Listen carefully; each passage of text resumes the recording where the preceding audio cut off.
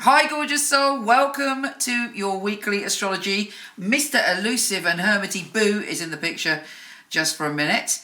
He's my oldest doggy. Anyway, this week we have Venus, the planet of love, shifting signs. We also have the sun shifting signs. And then Venus and Uranus, the planet of the unpredictable, bring a big surprise to our love life. Here's your weekly astrology.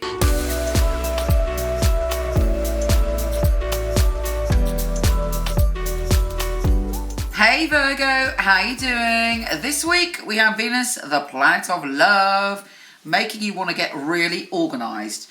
So, you're supposed to be a very organised creature anyway, but right now you are on it.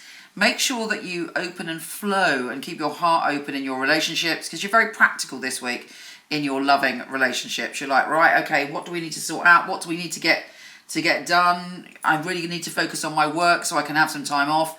You're very kind of diligent. And if you're single, it's probably, well, actually, I take that back. You want to get things done to free yourself up to have a good time, because the sun is going into your creativity zone. Not only is it your creativity zone, it's your romantic zone. So you're more confident when it comes to love, and also you're funny as hell, and you're very, very charming this week. Now, people say to me, well, that didn't happen, Michele. It's not fatalistic, the astrology I do. The astrology I do is about knowing that energy is there for you. The energy is there for you to tune in to your confidence, to be a love magnet, and to be open and charming and confident about yourself. And that in turn draws those things to you. So we're harnessing the energy of the cosmos to use for our advantage. And that's why I love astrology, because it's a tool in our spiritual toolbox to expand, evolve, and, magnetize the energy and draw it towards us. Anyway, you're potentially feeling fabulous around the winter solstice. You may have a creative influx of ideas.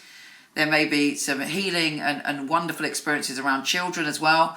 That's also the 5th house. Double check your rising sign as well, because that will give you added info of this week. Now, Venus is square Uranus. You'll be torn maybe between, I got to do all this, and then someone's offering you an adventure. Take the adventure every time. That's only my opinion. Do what you want to do. But there is temptation and wonder and excitement being offered to you this week as well. Let's see what the tarot has to say.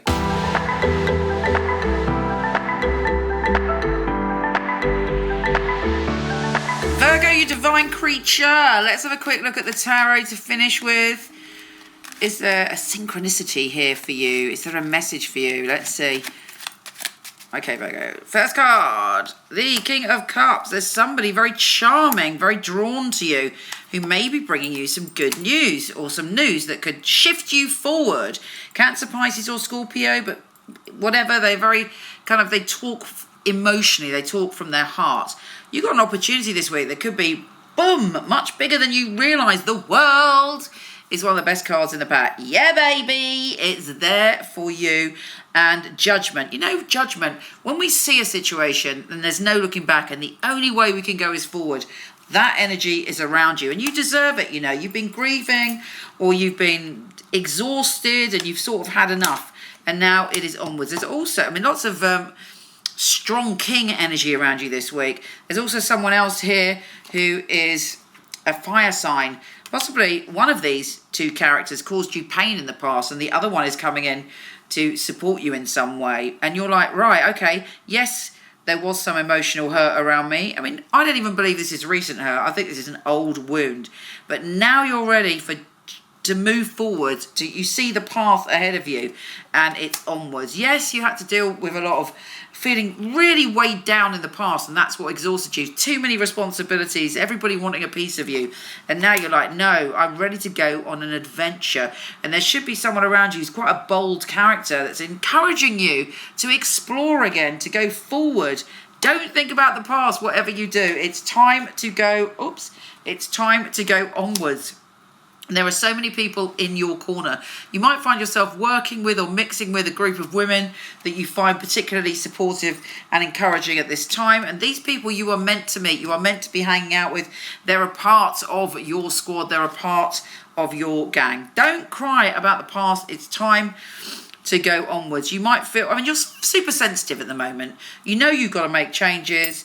You know that you've come through a difficult time, but you know, you're going up and up and up. It's not necessarily straightforward like that, but you're going forward, forward, forward, and there's a lot of support and belief happening around you. And also expect something this week to happen that feels almost fated, almost feels like it's meant to be. It feels like, you know, that's the way that it is. It feels important. It rocks your soul in some way. Look out for some positive connections this week that can lead you onwards onto your destiny. Take care, gorgeous, and I'll speak to you soon. If you want to check out your written monthly, weekly, yearly astrology, pop over to my website, michelleknight.com. I'm not doing readings at the moment, but I do have a company of some of the best psychics and astrologers in the world. I've had the company for 20 years. I handpick them and they are fabulous. So I'm going to start to show you, starting now, their little videos on here. Hello, I'm Maya.